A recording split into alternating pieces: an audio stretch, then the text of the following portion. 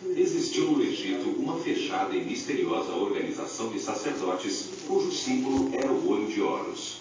Eram o poder real nas sombras atrás do faraó.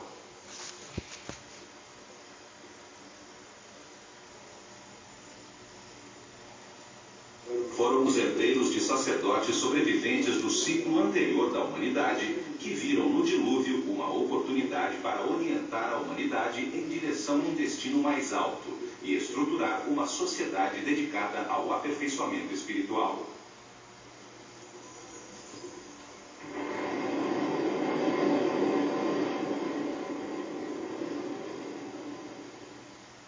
A partir do nada, ao redor de templos e centros religiosos, desenvolveram a civilização egípcia. E nos templos concentraram o conhecimento, o poder, a riqueza material e espiritual.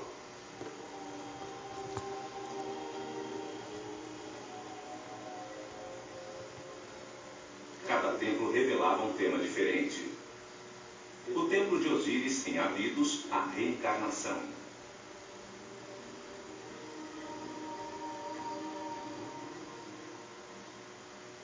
O templo de Kom-Ombo, a dualidade.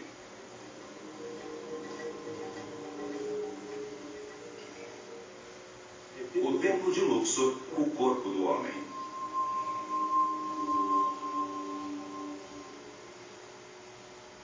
O templo de Hathor entenderá a gestação.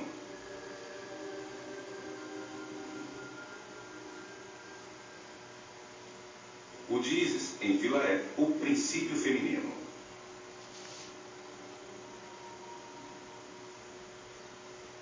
Cada templo ampliava o conceito do processo evolutivo. O templo de Horus, em Edfu, revelava a existência da iluminação.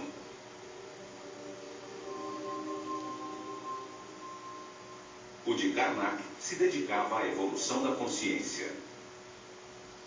Cada templo era um livro vivo, contando uma história diferente, especializando-se numa parte da revelação. Os templos transmitiam o conhecimento através de histórias simples, cheias de mitos e personagens fantásticos.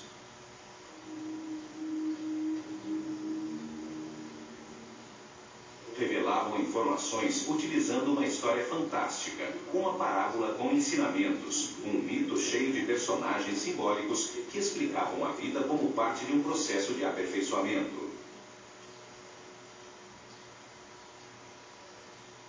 Cada personagem representava uma força que moldava o caráter, que levava a agir de uma maneira específica, produzindo como resultado uma ação vital que aperfeiçoava.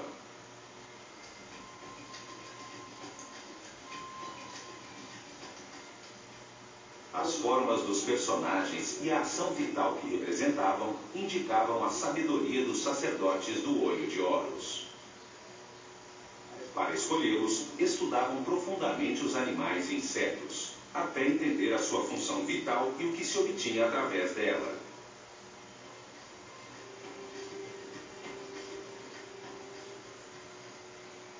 Depois, escolhiam um animal que melhor representasse uma ação vital e o combinavam com um homem, num símbolo gráfico muito simples.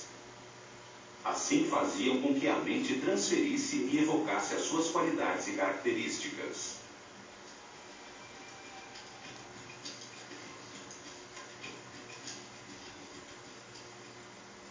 Um homem com cabeça de falcão convertia-se num ser que tudo vê, como um pássaro que evoca a liberdade e a leveza do espírito.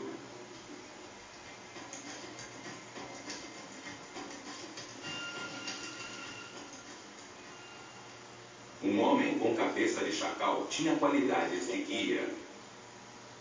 Outro com um sol sobre a cabeça indicava a sabedoria que irradiava, o alto nível de evolução da sua consciência.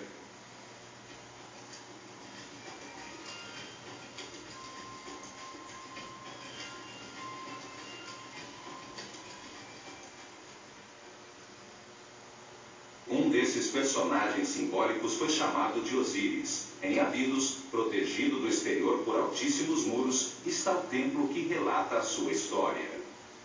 Um enorme complexo onde viveram milhares de pessoas.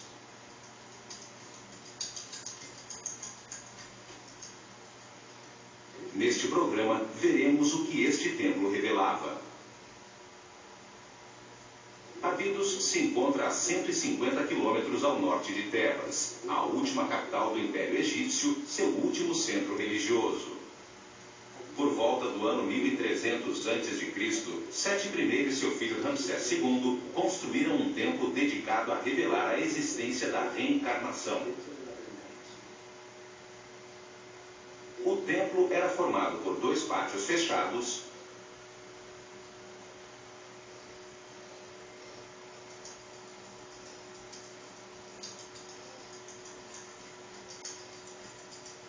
dois enormes salões com altíssimas colunas,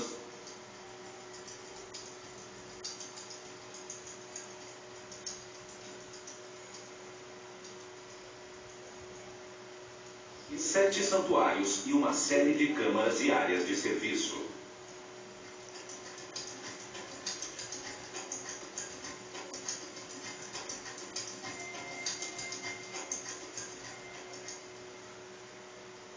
Osíris era o senhor da reencarnação. Representava a força que impulsiona o processo evolutivo do homem através de muitas vidas, transmutando-o num ser perfeito e imortal.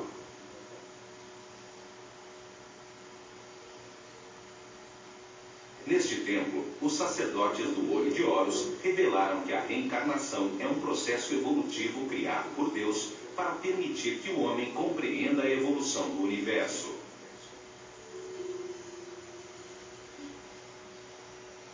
A informação na consciência é ampliada lentamente, através de muitas vidas, para transformar a ignorância dos seus filhos em sabedoria.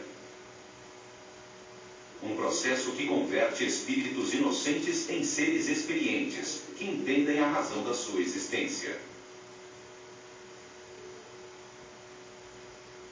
A reencarnação transforma um ser denso e rígido que permanece na baixa vibração do medo num ser flexível, etéreo, que vive na frequência altíssima do amor.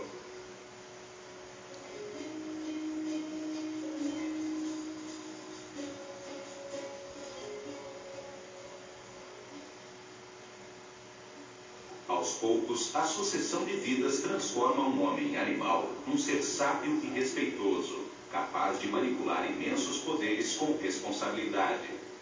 Um super-homem.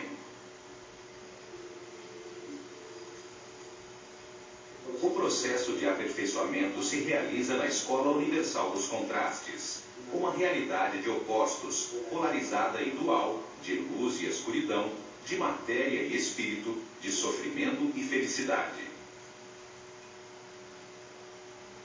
O contraste permite comparar as partes antagônicas. As situações opostas permitem diferenciar e compreender qual é a verdade que leva ao aperfeiçoamento espiritual, à paz e à harmonia.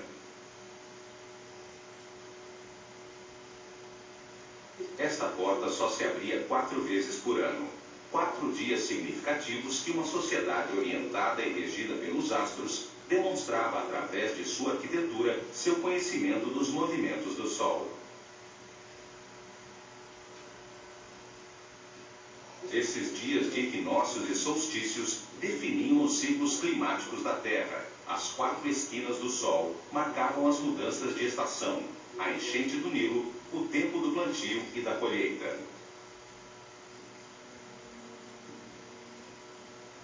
O primeiro raio de sol entrava pela porta do templo, iluminando o interior do santuário de Amon-Ra, a barca de ouro.